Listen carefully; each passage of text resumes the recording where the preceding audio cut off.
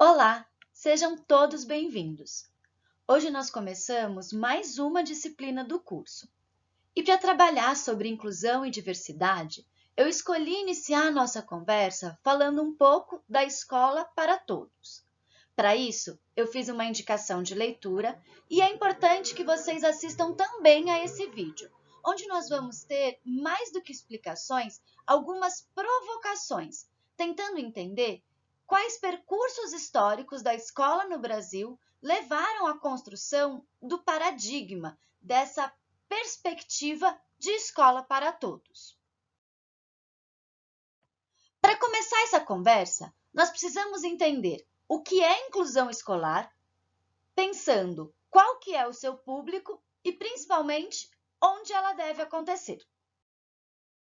Para responder a essa pergunta, nós podemos recorrer à Declaração de Salamanca, assinada em 1994 na Espanha, pelo Brasil e uma série de outros países. No texto da Declaração de Salamanca, a gente tem a afirmação de que as escolas devem acolher a todas as crianças, independentemente das suas condições físicas, intelectuais, sociais, emocionais, linguísticas ou outras. As escolas devem acolher os alunos com deficiência e também aqueles com altas habilidades. As crianças que vivem na rua, que trabalham, crianças de populações remotas ou nômades, crianças de minorias linguísticas, étnicas ou culturais, e crianças de outros grupos ou zonas desfavorecidas ou marginalizadas. Ou seja, a escola inclusiva é aquela em que todos os alunos são acolhidos e educados conforme as suas necessidades específicas. Para efetivar a proposta de educação para todos, a Declaração de Salamanca vai dizer que os cursos de formação de professores, tanto inicial como continuada, devem estar orientados para atender às necessidades educativas especiais nas escolas integradoras. E aqui a gente tem um elemento que vai ajudar a entender qual é a perspectiva de escola para todos dentro do Brasil. Esse elemento está num erro, digamos assim, que aconteceu na tradução em 2007. Como vocês podem ver, no texto original, nós temos que os cursos de formação devem atender às necessidades educativas especiais, enquanto que na declaração em 2007 no Brasil, nós temos que os cursos de formação devem incluir a provisão de educação especial. Mas será que educação especial e necessidade educativa especial são as mesmas coisas? Já adianto que não, porque na nossa legislação, a educação especial é uma modalidade que atende alunos com deficiência, com algum transtorno global do desenvolvimento ou com altas habilidades. Ou seja, não estamos falando dos alunos de uma diversidade cultural, étnica, as crianças que vivem na rua, de povos itinerantes.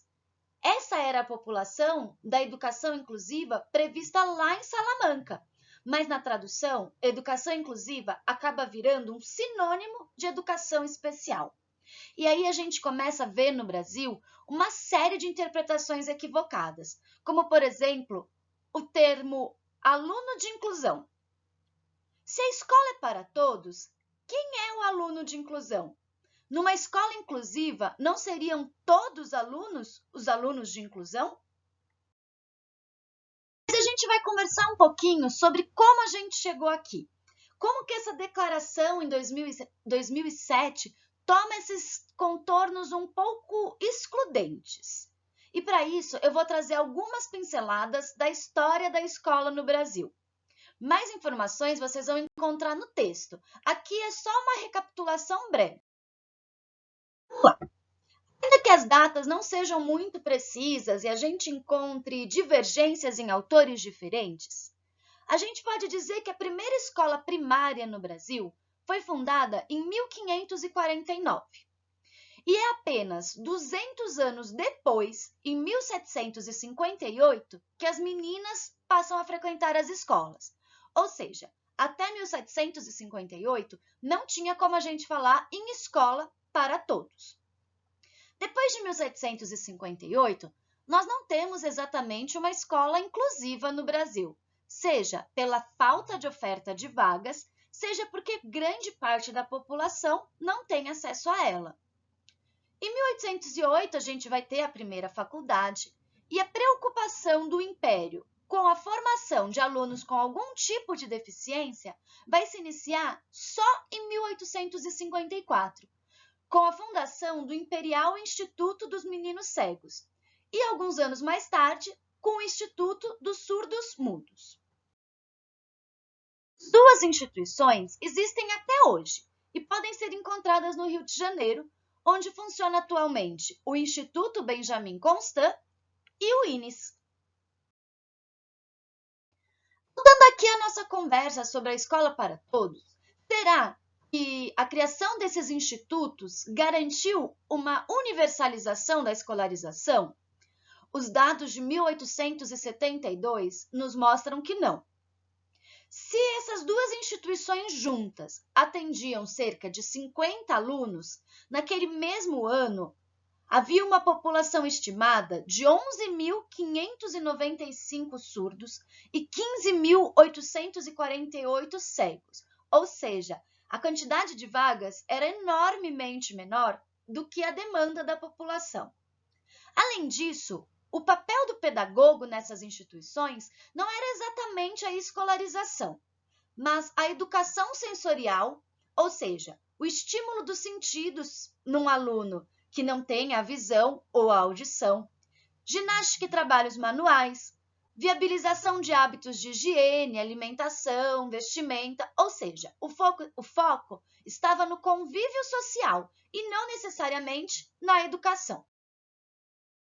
Se a gente observar esses dados, a gente percebe que a falta de vagas não é exclusividade da população com deficiência. No gráfico em que vocês veem a oferta de escolarização para alunos surdos e cegos em 1878, nós temos apenas 0,18% da população sendo atendida, o que realmente é um quantitativo muito baixo. Mas comparado com a oferta de escola pública de primeiras letras como um todo, no mesmo ano, apenas 10% da população brasileira era escolarizada, enquanto que 90% nunca tinha passado pelos bancos da escola. Ou seja, até a República, nós não podemos falar em escola para todos no Brasil. Dada essa falta de oferta de vagas no poder público, algumas iniciativas privadas começam a se preocupar com a escolarização ou, ao menos, o atendimento médico da população com deficiência. Desde antes da criação dos institutos imperiais, nós vamos ter em 1600 a Santa Casa de Misericórdia acolhendo a população com deficiência física. Anos mais tarde, em 1874, o Hospital Psiquiátrico da Bahia passa a oferecer tratamentos distintos para crianças e adultos acolhidos. Já em 1903 e depois em 1923, primeiro no Rio de Janeiro e depois em São Paulo, nós vamos ter a criação de pavilhões para o acolhimento mais próximo do educacional de crianças, primeiro em Bonneville e depois no Hospital do Juqueri. Esses esforços da iniciativa privada acompanham uma mudança de visão que nasce no Brasil com a proclamação da República. Durante a Primeira República, a ignorância e a pobreza, elas marcavam o território brasileiro. E a escola surge como um antídoto, tanto como uma proposta de eugenia, ou seja, de limpar as ruas e de limpar a população de alguns males e vícios, como também de formação de uma nação, à medida que a escola ensinaria a língua portuguesa, clássicos da literatura, enfim, construiria uma identidade nacional.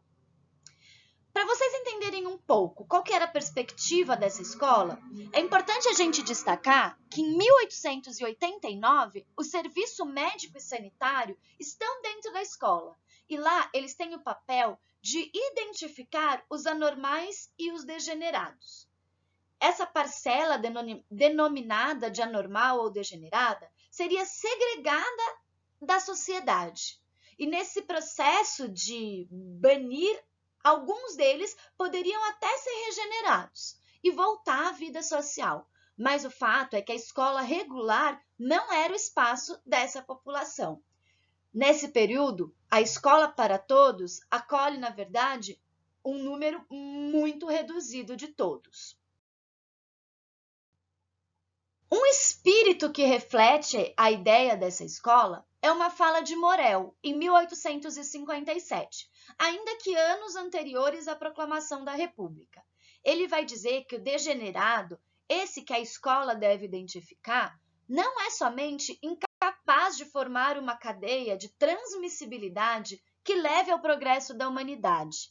Ele é também um obstáculo para o progresso, por ter um contato direto com a parte saudável da população, ou seja, o seu espaço não era a sala de aula. Esses degenerados identificados pelos serviços médicos sanitários, em um primeiro momento, foram segregados e esquecidos na sociedade, como a gente pode ver em um trecho que fala sobre a inauguração do Asilo de Alienados do Juqueri. Olha lá. Na inauguração, o hospital tinha 80 pacientes, muitos sem diagnóstico algum de doença mental, representantes de um setor improdutivo e inútil da sociedade. Não havia um diagnóstico preciso dos problemas mentais, ou seja, naquele espaço de acolhimento às doenças mentais, não era necessário ter doença mental para estar. Conviviam num mesmo ambiente esquizofrênicos, alcoólatras, pessoas com síndrome de Down, usuários de drogas ilícitas, até presos políticos foram parar lá dentro e morreram sem que ninguém soubesse onde foram enterrados. No início do século XX, imigrantes japoneses chegavam ao Porto de Santos e só porque tinham os olhos puxados eram considerados diferentes e acabavam internados no Juqueri. A política da época era limpar as ruas e eliminar aquilo que parecesse diferente e não se enquadrasse nos padrões de normalidade da sociedade.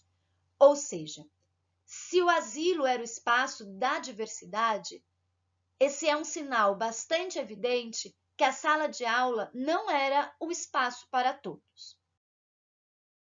Com os avanços da psicologia, o trabalho nesses centros de recolhimento, nessas instituições, passam por uma transformação.